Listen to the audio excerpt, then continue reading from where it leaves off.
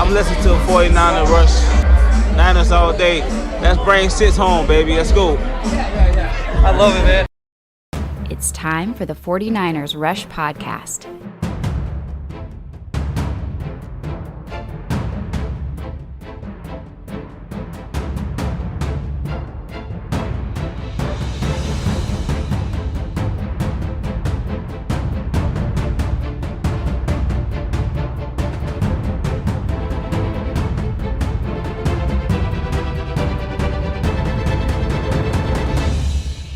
And here's your host, John Chapman. What is going on, faithful? It is absolutely incredible to be with you guys. And sorry this is a little bit earlier than we typically go live, but the 49ers just kind of came out of nowhere. It announced their entire coaching staff, positions, new hires, and all those things. And so I wanted to jump on with you guys.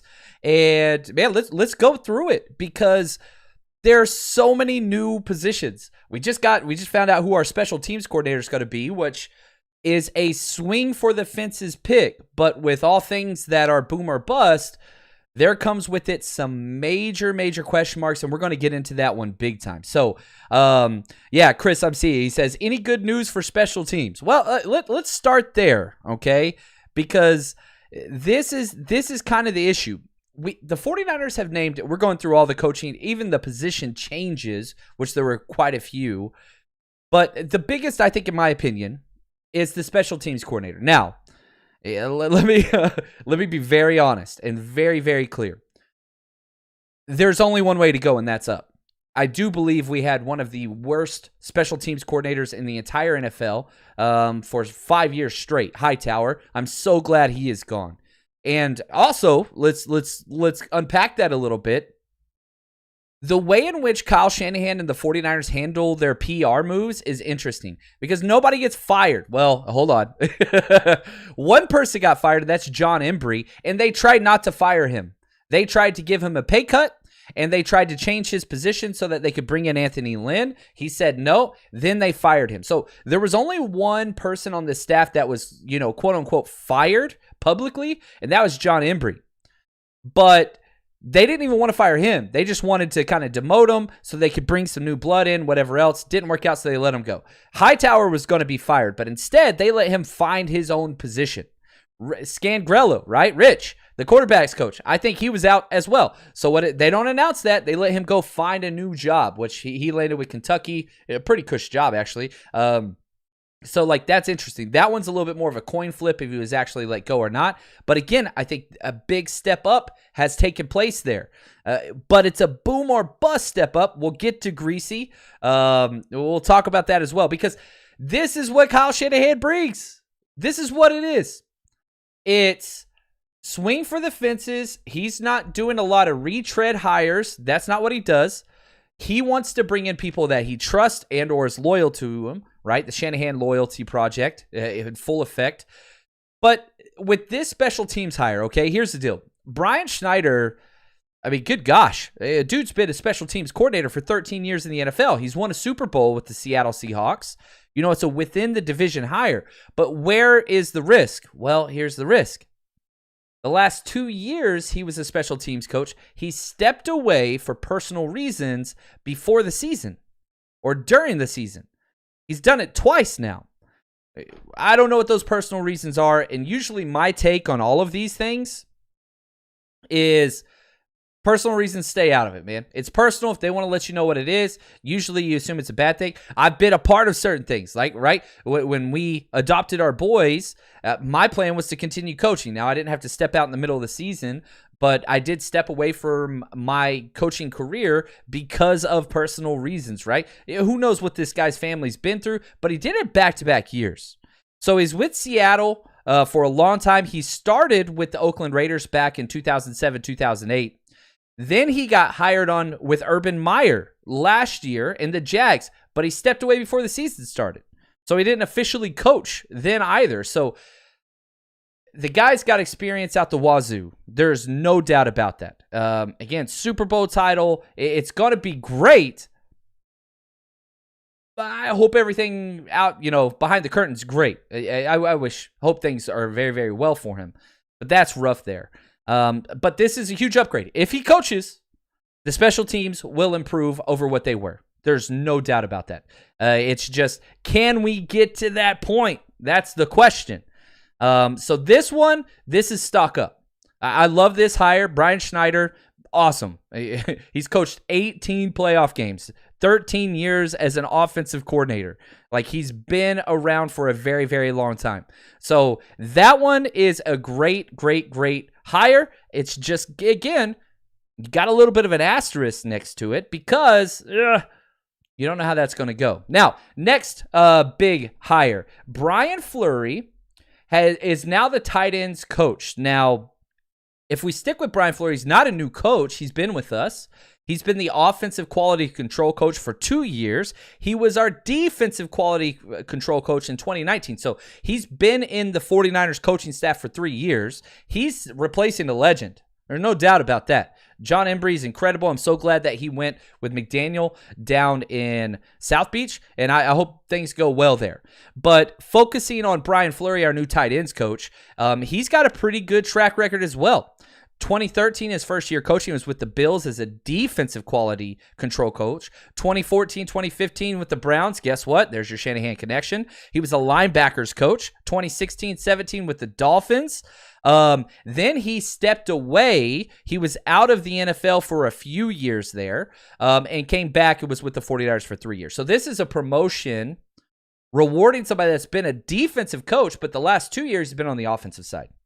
And so he finally gets promoted. That's Brian Fleury at the tight end position. And man, how easy would it be? Tight end's one of the hardest positions to coach. First off, let me say that, because you have to be active in every other room.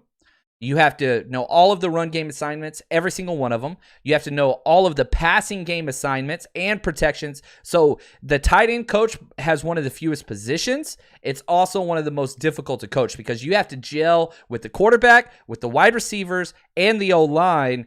It's very, very difficult. So this is going to be a very difficult assignment for somebody that's never been a position coach at the NFL level. Well, I take that back. For the Browns, he was assistant linebackers coach, then outside linebackers coach for 1 year. So kind of take that for what you want. A couple questions I want to get to before we get to some more people. I love it. Cage said, this is so ironic. I was just reading the list of updates on my 49ers fan group on Facebook. Hey, man, one thing that I am excited about with the future is I'm hoping to get a little bit more live action as things happen, which is difficult to do in my current situation with the job situation, but the future that won't be the case. So I'm excited about that. Ice Cold Narsh says, give me some hot takes on your new coaching opinions. Hot take number 1, special teams improved. I don't give a damn who the hell is back there. That is huge. There are some areas where we will take a step back. So this isn't, yay, we're the best coaching staff ever. No. This is you don't know what the hell you're going to get. You really don't. The good news is everything up top seems all right. You got to keep the coordinator, D'Amico, for defense, which he was incredible. I only expect better things for him moving forward, and Kyle Shanahan. So your number 1 and number 2, you're steering clear. I'm cool with that. Bro Montana, I read Bobby Turner's taking the year off of surgery. That is correct. He's done this before in the past as well. He's incredible, and I just hope he gets away. I hope he gets away. And we want him to come back, and I don't think that he is done with. Bobby Turner's going to get to call his shot. And I think a big reason why you did everything with John Embry is because of Bobby Turner. If John Embry would have just gone back to tight ends coach and relinquished his assistant head coaching role and paycheck, nothing would have changed. But because he wasn't willing to, it shows you this team either, 1, loves Anthony Lynn, which I like, or 2, that gives Anthony Lynn a spot next year if Bobby comes back. He slides back into the running back spot. Anthony Lynn stays assistant head coach and advisor or whatever you want him to be. It makes sense. So I do like that. Pat, what do you think about Jimmy to the Saints trade prospect? 1, okay, it makes a lot of football sense. The Saints for sure, who I absolutely hate. But here's the big issue for me. New Orleans is really good. And quarterback trades to conference contenders, I do not like. I don't like them. I don't like them anywhere. I don't like them here or there. I don't like them wherever. I don't care. I didn't rhyme. I tried to do the the Dr. Seuss. It didn't go well. They have capital. There's no doubt about that. They have 2 fourths.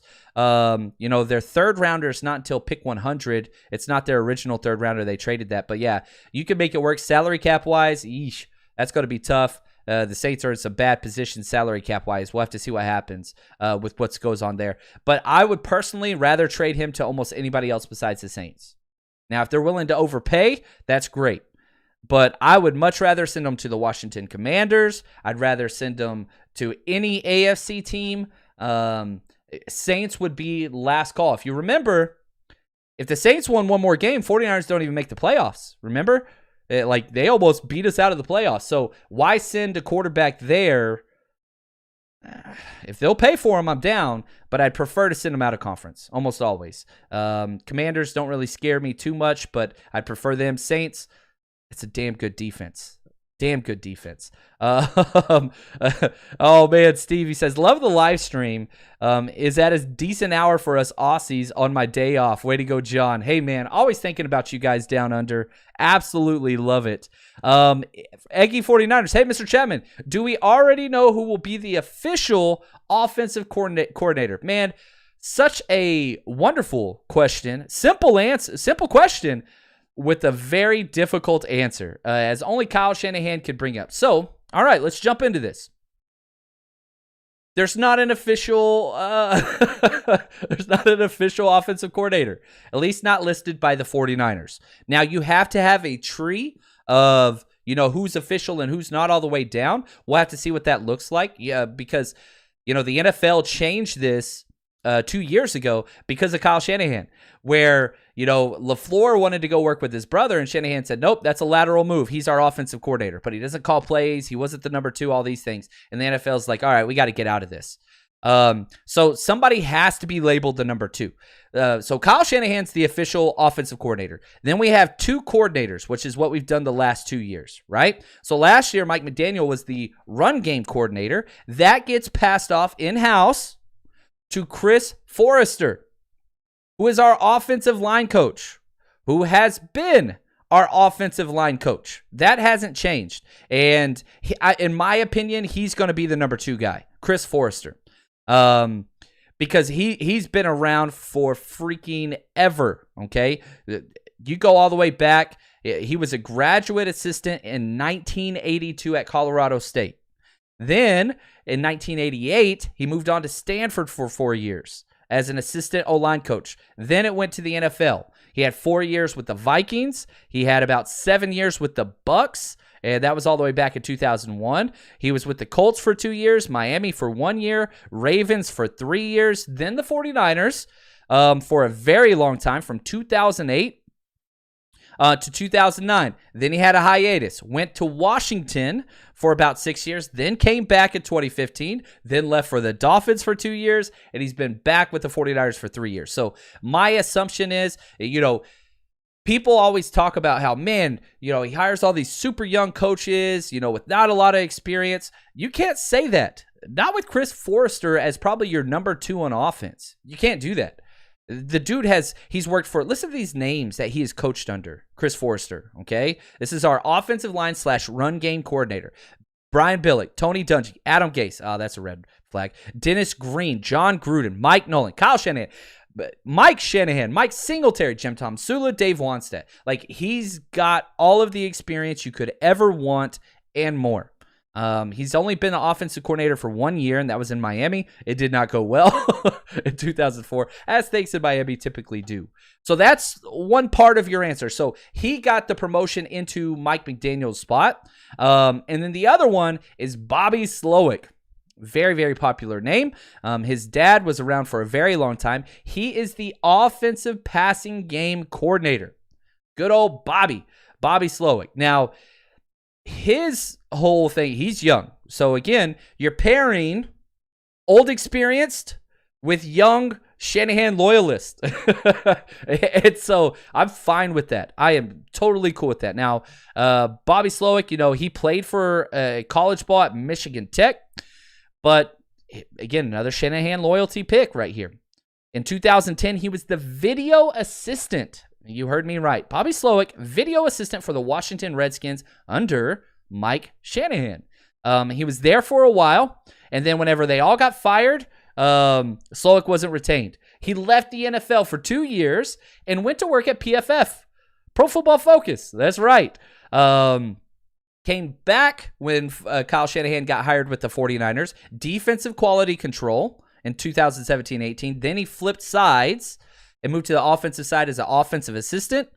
And, you know, he was a passing game. He was one of the assistant passing game coordinator type positions, and he just elevated into this one. So huge promotion for Bobby Slowick. And I've been saying all offseason, that is the guy that I thought would be the de facto OC, not Anthony Lynn. And as it shakes out, I'm kind of right. I want to pat my back a little bit, right? Just kind of, because it's in the middle. So you're looking at offensive coordinators and kind of the whole entire system that we have here. Kyle Shanahan's at the top. He's still calling plays. He's still doing everything. But the two assistants underneath him to form the triumvirate, if you will, Chris Forrester, offensive line and run game coordinator, and then Bobby Slowick, offensive passing game coordinator. Those are the three kind of beasts that will be handling almost everything. And it's going to be fun. Now, I will be honest. Another huge question mark with Slowick. Is he McDaniel? It's going to be hard to be that. Is he LaFleur? It's going to be hard to be that. But we were saying the same thing about McDaniel. So, yeah, part of me says, okay, let's argue this out. Part of me says, we got to trust Kyle because Kyle's been crushing it with all this the entire damn time.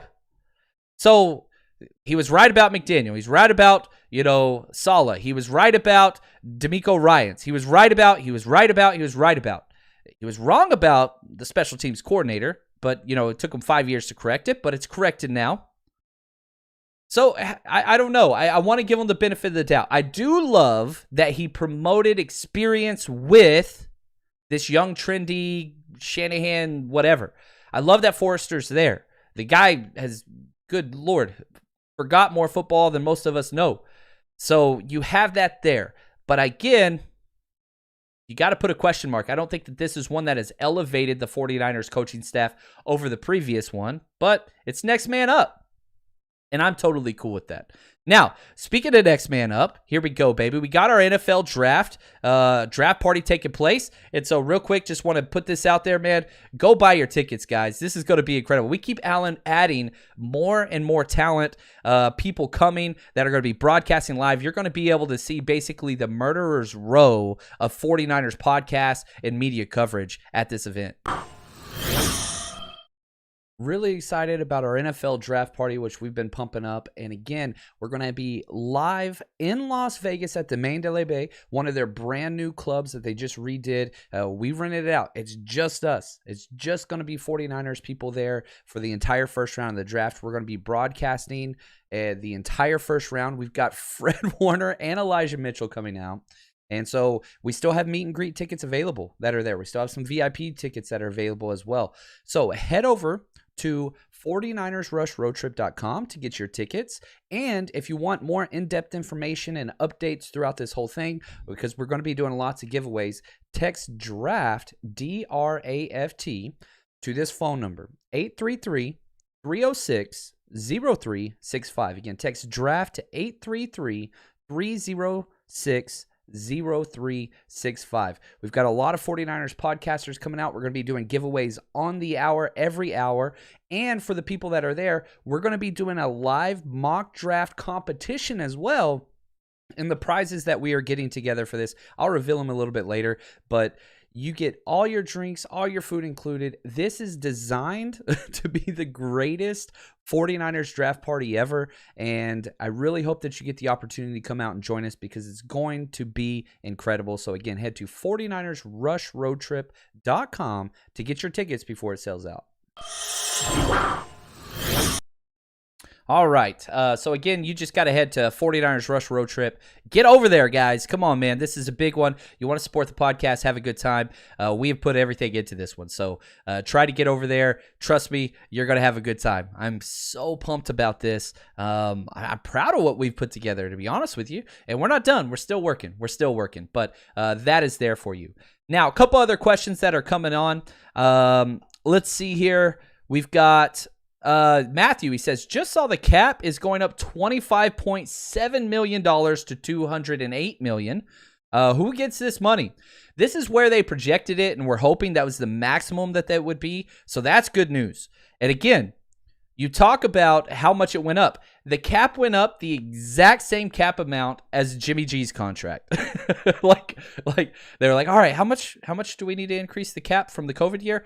Jimmy G's worth. Okay, cool. Yeah, all right, let's do that. And so that's huge.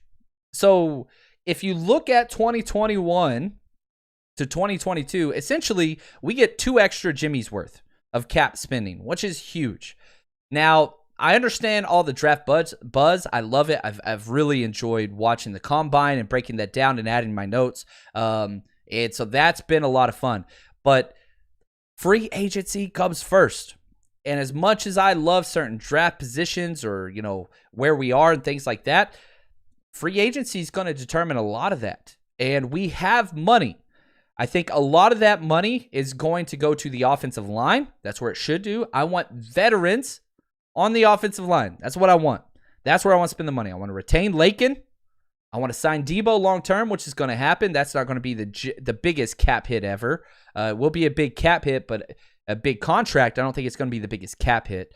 I think you can push things to the future, and we're seeing teams doing that more and more now. But yeah, I think offensive line and cornerback, that's where that money's going to go. And I don't think it's going to be the cornerback everybody thinks, like J.C. Jackson or Stephon Gilmore. Nope. I think it's going to be a middle-grade veteran corner that's relatively cheap, that's going to compete and add depth with what we have. And as time goes on and on, I don't think this is a bad thing. Maybe I would have been a little bit more against it earlier. I think guys like Jason Verrett are going to be taking super cheap deals to come back, prove-it deals, 1-year deals to see if they can work in there. And I'm totally cool with that. I like Verrett. I don't want him starting, but man, who doesn't want Jason Verrett as a backup corner for, $2 to $3 million a year with incentives? I don't think anybody would. And so I think with where the 49ers are now, Matthew, you've got to find those diamonds in the rough, those cheap value, great value, bargain bin, signings that can patch together depth. And then you draft for future talent, and this is the new game plan for Kyle Shanahan. You don't draft for starters. You draft for upside long-term. We saw that with Trey Lance. We saw that hopefully with Aaron Banks. We saw that with Trey Sermon. And, the latter guys that, got forced in with injury. Even if you look at Elijah Mitchell, right? Who was a stud, whatever. Only reason why he got that shot is because of all the injuries. It took 3 running backs going down in front of him for to get that shot. And whatever he did, he seized his moment, and he never gave it up. That's awesome. So, Unstoppable Production says, thoughts on possible Texans corner Tremon Smith trade? Ooh, that's a fun question. Tremon Smith, yeah, he was drafted from the Chiefs later day and then bounced around and found his way to the Texans. And so, yeah, that's an interesting one because, he's one of those, 6-foot guys. I remember him coming out. I don't think that he's been great, but I think he's coming off his best year by far.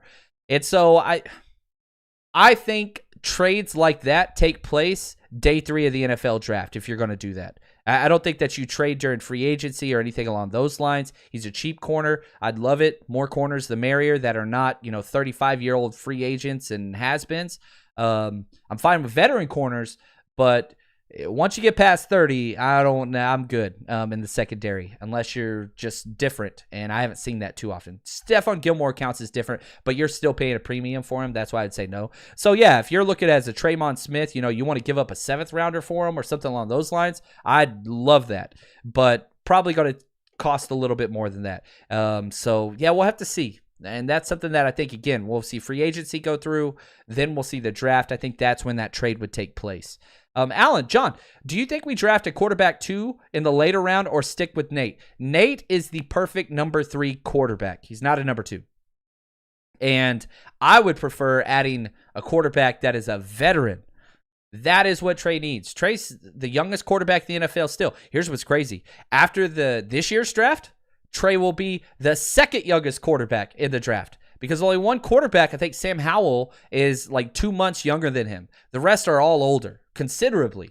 That's how young Trey Lance is. So I want him partnered with, Mitch Trubisky. And this is not an order. Mitch Trubisky, Marcus Mariota, Tyrod Taylor. Those are the kind of the common names out there. I would love any of those. But I think Trubisky is going to get to go in and compete for a starter. So I don't think that's really a realistic option or anything that you can kind of find there. Eggy says, I heard that Lakin will cause a bidding war with a chance of him being expensive. Yes, I could see that completely. There's offensive line play has gone down and continues to go down every year in the NFL. It's not getting better. Defensive line play is going up. Offensive line play is going down. At what point do you think the Niners should back out on him or should they go all in on him?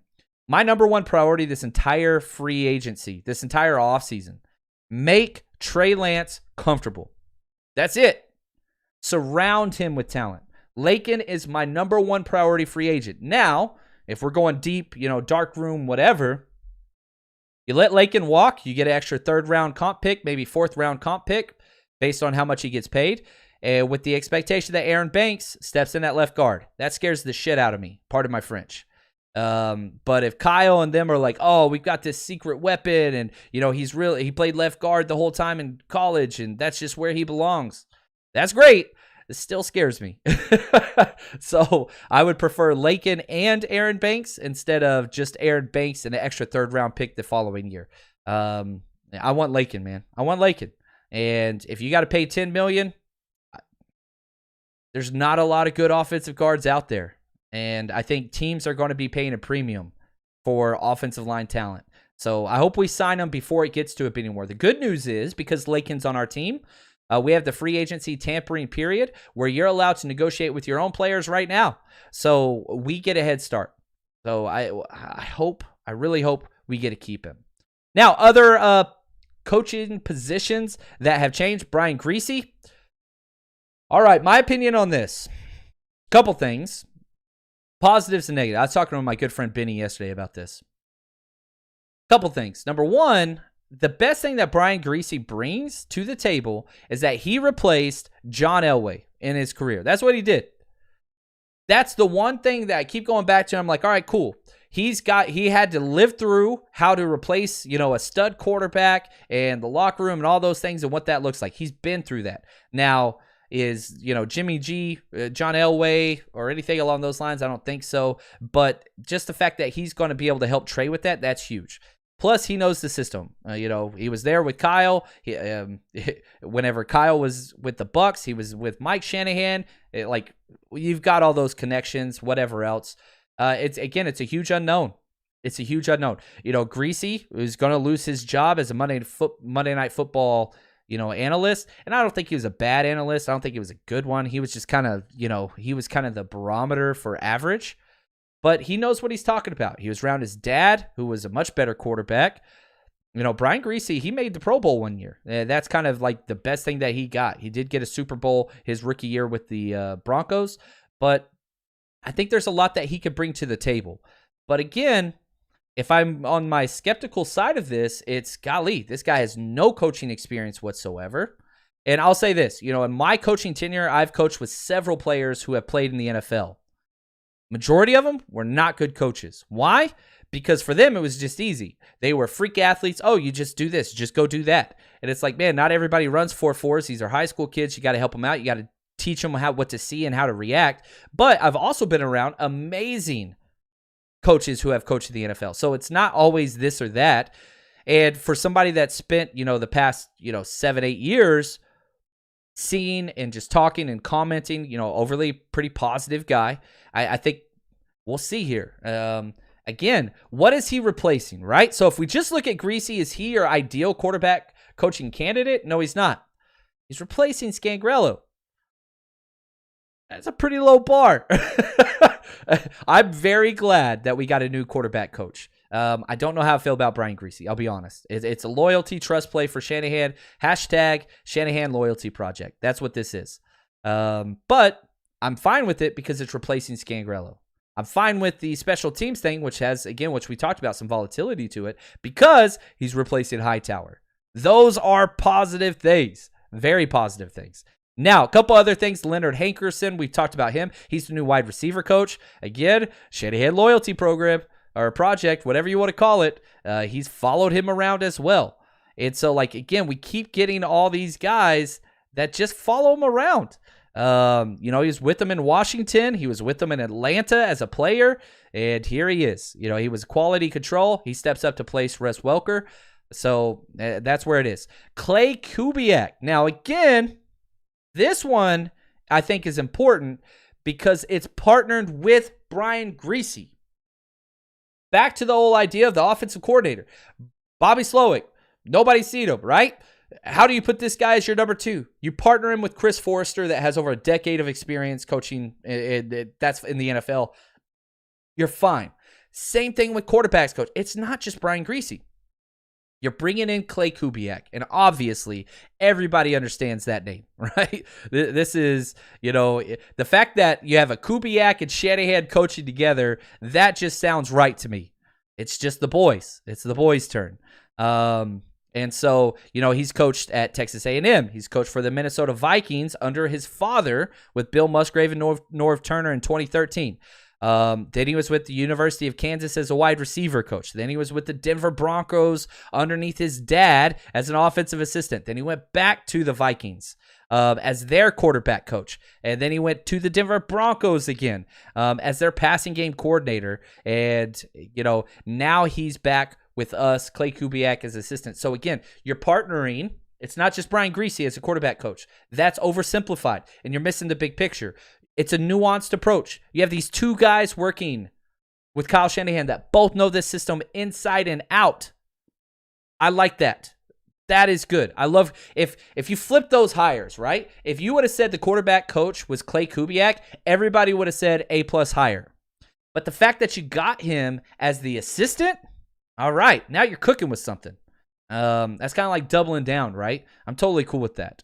Now, so those are the new coaches that we got. Anthony Lynn, obviously, which we spent a whole podcast on that if you want to go back and listen to that. I freaking love Anthony Lynn. So I like that. Let's see here. Dr. Stephen Brule, he said, heard the void year in Lakin's deal doesn't allow for a comp pick. Okay, that's interesting, Stephen. That's something I might need to look into. I appreciate that question. Yeah, we're going to have to see there. John Paul says, does anyone know the special team unit rankings of Schneider with the Seahawks? Let me see if I can get that pulled up quickly. I don't know if that's going to pull up or not, but I don't think it is. So, yeah, that's something I would have to check a little bit later and get back to you on that. But, yeah, if you want to check that out on Pro Football Reference, that's going to be the place to look that out, and you can check all those things. But I can tell you this. It wasn't near as bad as what we've had. It's been bad. It's been really, really bad. So hopefully you guys enjoyed this. I jumped on, didn't have near as much time to do all the prep work like I usually do, but I wanted kind of a litmus test to feel how do we feel about this coaching staff for the 2022 Niners. And I'm going to tell you, it's solid at the top. It's solid at the top. As solid as you could be. Could you pick a better offensive play caller in Kyle Shanahan and defensive coordinator in DeMeco Ryans? I don't think you could. After that, it's a whole bunch of shoulder shrugs. With potential, you got to give it to this front office. We are losing coaches in a positive way because the system's working. You promote from within, create stability, healthy environment. Coaches want to come stay here. The fact that Clay Kubiak came here as an assistant quarterback coach should tell you all you need to know. It should tell you all you need to know. And I think that's kind of where we are, right? And so I like this staff, but again, it's just got a whole lot of just, we'll see, man. Things could go bad. What happens if our special team coordinator says peace again for the 3rd straight year? That's my biggest concern. I love the hire, but again, it's almost like drafting a player with multiple ACLs. A lot of times it's going to go bad. Sometimes it could be number 21, Frank Gore. We'll see what this looks like. You know what I mean? But appreciate you guys. If you haven't already, head over to Patreon. This last week I was just doing nothing but combine work, but the Patreon videos are about to step up hardcore. So just want to give you a brief snapshot of what that looks like. Hey guys, just wanted to take a second and kind of show you what Patreon looks like and what that is.